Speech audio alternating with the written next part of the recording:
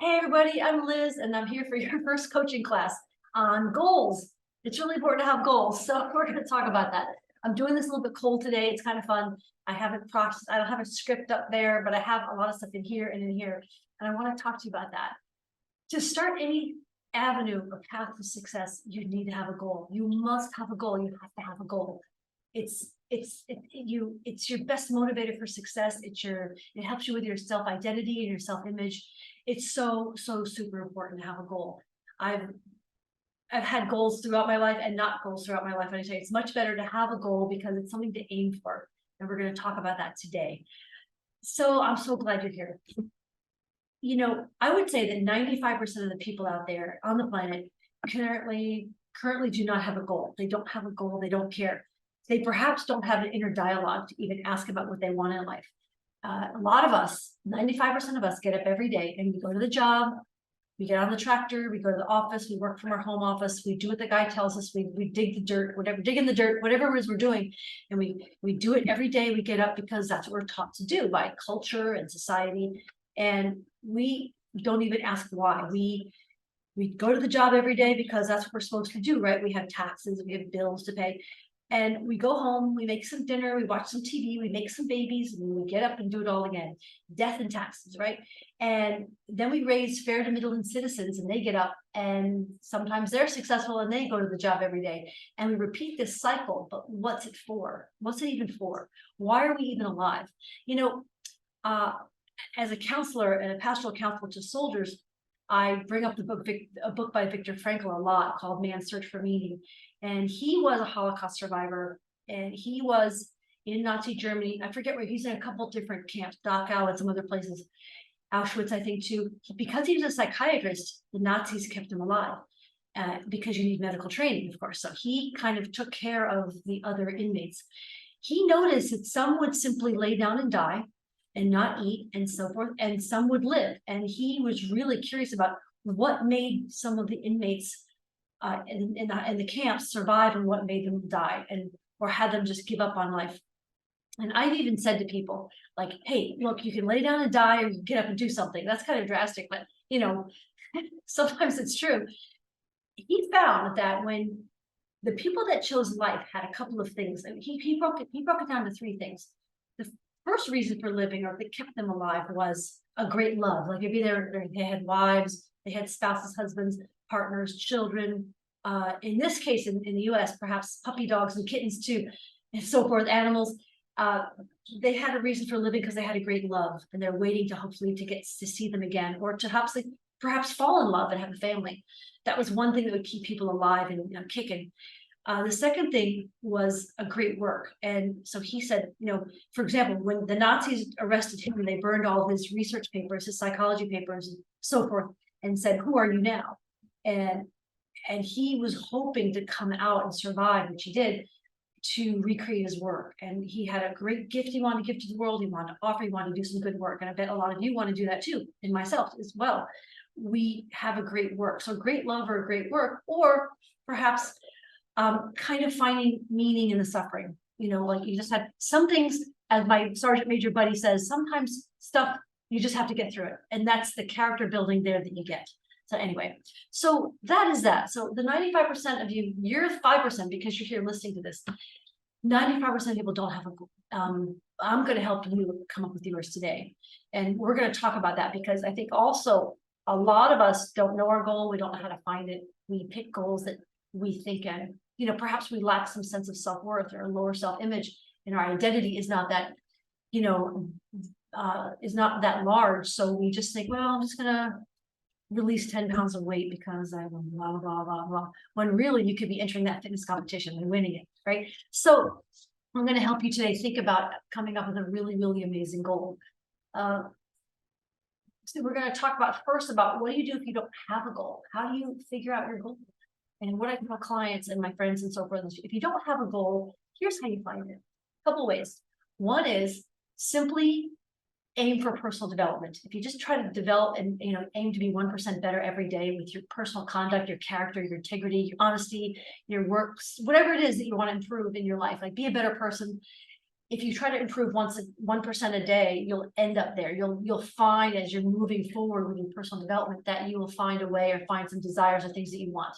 So that's one way. If you're really lost, just aim for personal development. Personal development is something you could do every day, and you should be doing it every day the rest of your life, whether it's saying nice things about yourself in the mirror or trying to do better or help that person, just personal development, inner work, shadow work, whatever you want to call it. It's always good to be doing, right? The second thing I would say is when you go to sleep at night, you can just tell yourself, self, please help me find what I'm supposed to be doing, what I want to do, what am I here to do? And I think your subconscious can get to work overnight, and the next day you might have some inspiration, but just keep asking, ask. And another thing I tell people is think about, like, what are you most curious about? Is it taking care of kittens? Is it organizing? Is it helping people work out better? Is it helping people with diet and nutrition and releasing weight? Is it about carving stone or crafting molding metal? Is it about gardening or planting flowers or crops? What is it? What are you most interested in? In other words, what would you do if money didn't matter, right? Because by the way, doing what you love can bring the money. It sounds kind of whacked now if you don't believe it, but the money can come when you do what you love. It makes sense? All right. And, it's okay if you don't know, but these are things you could do to try. And I would say also carry on with your life. So if you don't really know, keep doing the next inspired thing. So, hey, I'm going to call Stephanie. She's about to have a baby. I want to check on her. Oh, I got to call. Just carry on with your life with inspired action while you're waiting. And you could also do things like talk to a coach like me. You can meditate and things like that. Do guided imagery on finding your goal. There's a lot of fun things you can do to find that goal. But really, what you're curious about learning about, what you're interested in, what you love are big, big clues. Like, do you love horses? Do you love dogs? Right? I have loved all those things. I love a lot of things.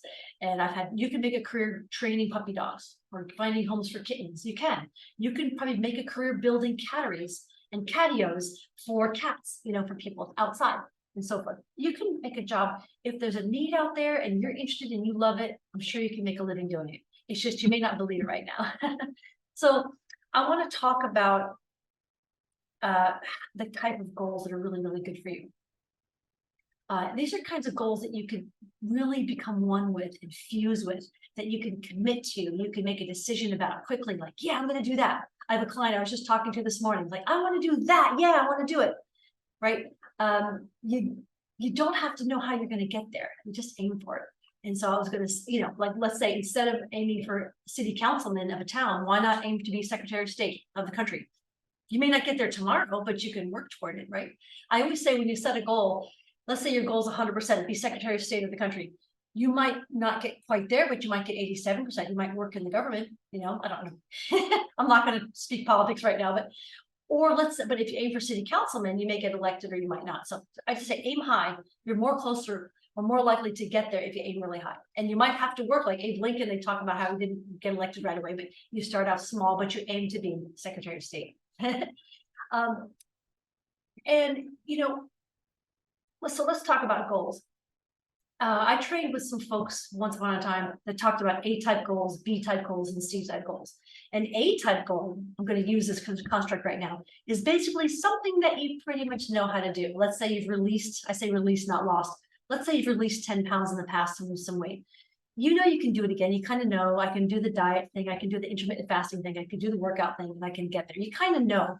So having that as a goal it might bore you too much to really have it be a super motivator. You can do that if you want. And by the way, if you choose a really big high goal, you can kind of add that on like a school of fish to also do that, to get to the best weight, look great, feel great, right? Something like that. A B-type goal is like, well, I've released 10 pounds in the past. I figure I could lose the 40 and now need something, right? Lose right now. So you can try that. But that kind of goal is something also where you go, well, I think I know how to release the 10 pounds. I figure I can also lose 40. I figure if I just do it longer, the same thing longer or whatever, or have a smoothie once a day instead and add that or change or switch up, you kind of know, you can kind of guess about how to do it.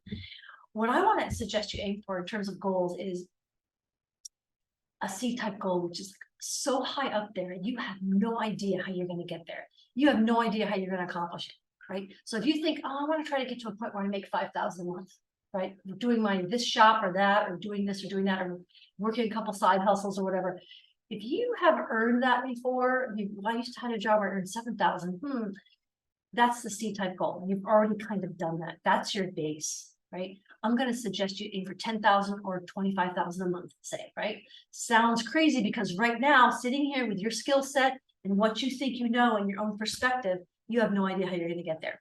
So if we work together, I'm going to encourage you to aim for that C-type goal. You know, maybe a 10-time factor higher income, or a, you know, I'm working with a client right now who wants to release some weight and get fit and healthy. And I'm suggesting to him that he actually sign up for a mutter or like a Spartan race, or even a male fitness competition. Like, do something that's really freaking scary and something that you have no idea how you're going to get to. Because in that case, what you're going to show yourself is that as you set this goal and do some other things we're going to talk about in subsequent lessons, your subconscious is going to give you insight, inspiration on things to do and ideas. So today you think, oh, I've got this job, A, B, and C. I'm a laborer at this guy landscaping company, blah, blah, blah. How am I going to get to 10,000? Well, you might be offered a franchise by this guy's company, or you might be offered to take over the company, or you might start your own, and you might say, hey, I'm going to landscape for this guy on Saturdays now because I want to create a business doing this, or I'm going to try to get an office job doing this. You'll get these inspirations, or you know what, I'm going to build a better widget to help the laborers like dig ditches better. You know, I'm just making this up, right? But you can get these inspired actions or inspired thoughts where you can just begin to create this. So I'm just saying, I just recommend, don't be the 95%. Reach out and have a big, huge, freaking scary goal. And then when you get there, you use that as your baseline for future goals. So you stay motivated, you stay in the spirit of it. It's really quite beautiful. And along the way, in further lessons, we're going to talk about these goals. We're going to talk about things like whom to share the goals with, who do you share it with? Like I recommend, if you have dream stealers in your life, people who say things like, who do you think you are? Why do you have to be different? People who want you to conform. You might need to just share it with people who are really for your best and highest good, who are there to support you and love on you and go, yeah, you got this, right? I think of that. I don't know if this is true, but they talk about crabs in a bucket, where if you have a bunch of crabs in the bottom of a bucket, I've had them in bags in the refrigerator and I've had them in the pot to eat them, but I haven't put them in the bottom of a bucket. But they say that when one tries to climb out, i.e. do better, that the other crabs pull them down. In fact, they might just be pulling at it because they're grabbing at everything. But it's kind of like crabs in a bucket. While you're deciding to advance and move better and move higher with your goal, you might find people in your life are kind of trying to drag you down. And so if you coach with me anyway, we'll work on things like that, how to work with that in a loving, kind way with your people and stuff like that. So anyway, I'm going to stop this lesson here, but we'll help you design a really, really super great goal. Take care. Bye.